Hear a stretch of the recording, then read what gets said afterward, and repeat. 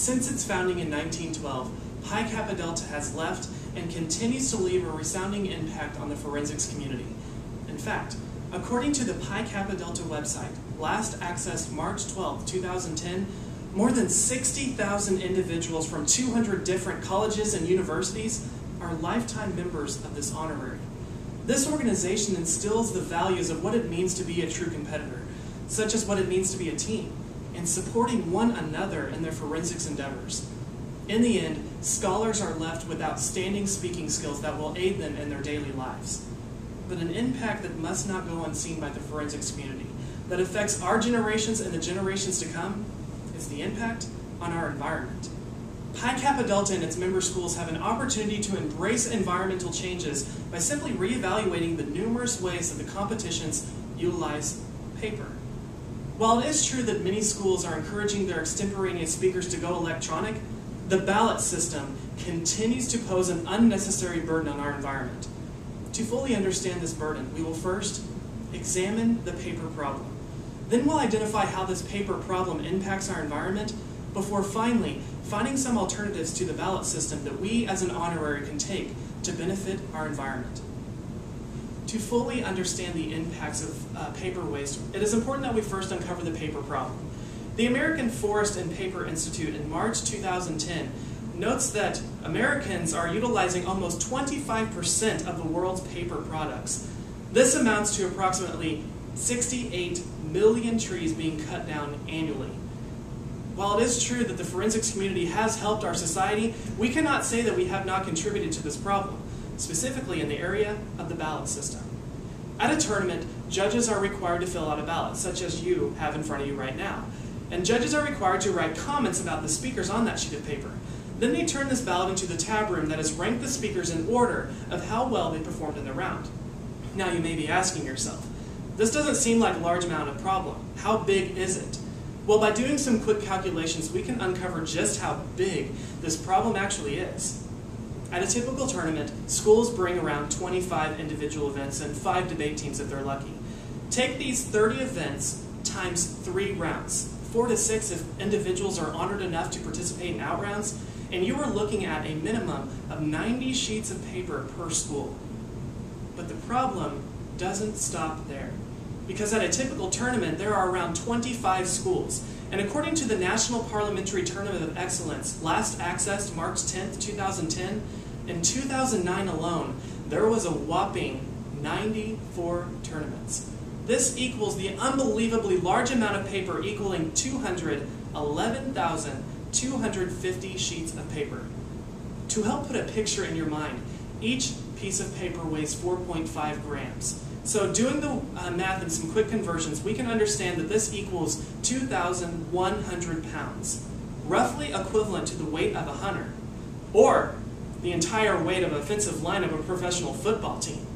Clearly, this paper waste must be solved, or the forensics community can and will be blamed for the environmental impacts that it creates. While we now understand the impacts of the ballot system, let's uncover just what the impacts on our environment are. According to the Green Press Initiative in 2007, the United States is the 4th largest emitter of carbon dioxide into our air, specifically the paper industry. These emissions can be controlled at a normal level, but unfortunately, man has increased these levels by building industrial plants all across the world, which emit harmful carbon into our air. And according to Science Daily on May 4th, 2009, the rate at which carbon is increasing in our atmosphere is making it extremely difficult for our atmosphere to recycle the harmful carbon. Simply put, these emissions cause a warming of our Earth's oceans and our Earth's atmosphere, causing land animals and sea animals to die off. This disrupts our food cycle, as it eliminates one species from the food chain, thus harming and hurting all species, including human beings. While the paper industry does harm the environment, it also affects deforestation. And according to the American Paper and Forest Institute in 2010, 68 million trees are being cut down annually. This affects our environment in numerous ways. Ecotips in 2009 note that the most prominent impact of this is simply by destroying our natural habitats that contain millions of species. By removing these species, we threaten the health of our future advancing health system. We must not eliminate these species from the forest, because if we do, we risk medicinal herbs and fungi to be eliminated from these forests. We must make changes, otherwise the environmental impacts will continue to occur without any action taking place. So what alternatives are there to the ballot system?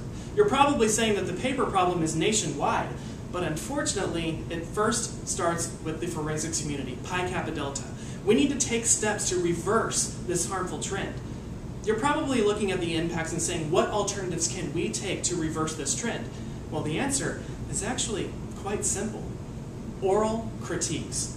We, as an honorary, should put it as a priority of ours to utilize face-to-face communication that includes, wouldn't you know it, constructive criticism. We must encourage this because it helps increase the education of the tournaments. And according to Derek Howard of Ohio University in the fall 1996 National Forensics Journal, at present, the ballot serves as the only feedback for competitors in forensics and debate. Clearly, we need to find some alternatives, because the article continues that ballots pose numerous problems. First and foremost, they are limited in the amount of space. This causes judges to do one of two things: focus on one issue in detail, or focus on all the issues inadequately. Both limit the education for the competitor speaking in today's debate round, or speaking round. Another thing that the ballot system poses is that it creates a way that ballots are sometimes lost in transit in the tab room. Now, as a speaker and debater, I believe that every comment is vital for me improving in the years to come and even as the year progresses. The ballot system risks these losses, and unfortunately, by looking at the oral critique system, it will eliminate the solution altogether. Oral critiques need to be provided to students because every comment is viable. Every comment is heard by the speaker, and every comment can be applied to their speeches. Not only does oral critiques decrease the losses of ballots, but it also promotes individuals being able to improve as the tournament progresses.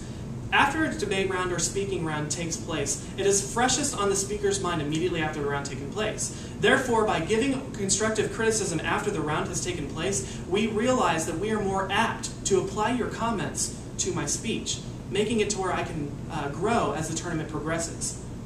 Oral critiques are often vital for debaters as well, because sometimes we as debaters like to run the same argument every round because we think it is a strong argument, but the judge might think otherwise. So by you providing an oral critique, we can make sure that we don't run that argument again, and if we do run it, it will be more structured by the advice that you give us. Clearly, oral critiques must be given. So you're probably saying this is going to prolong the tournament, and I agree with you, it will prolong the tournament. But debate and forensics was founded upon the ideas of increasing education in the rounds and in the competitions for years to come. And oral critiques increase that education by allowing speakers to apply the comments aptly to the round. Clearly you can see that oral critiques, even if they take more time, will be viable and valuable to individuals who speak. What alternatives are there to the ballot system that you and I can take as an honorary to solve this problem?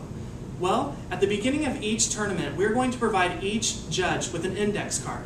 Now you're probably saying, well, this is still a paper problem. But no, judges in tournaments will be able to recycle that paper once they turn the scores into the tab room.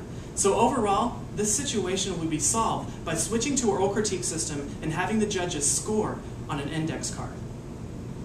So today, we have uncovered the paper problem. Then we identified how this paper problem impacts our environment before finally finding some alternatives to the paper problem that we as an honorary can take to solve the issue of our ballot system. Overall, oral critiques help provide that constructive criticism that we need in our society. As a member of Pi Kappa Delta, I challenge my organization to send a message to other worthy forensics institutions that we must make changes to prolong the activity and to prolong the art of persuasion. Beautiful and just.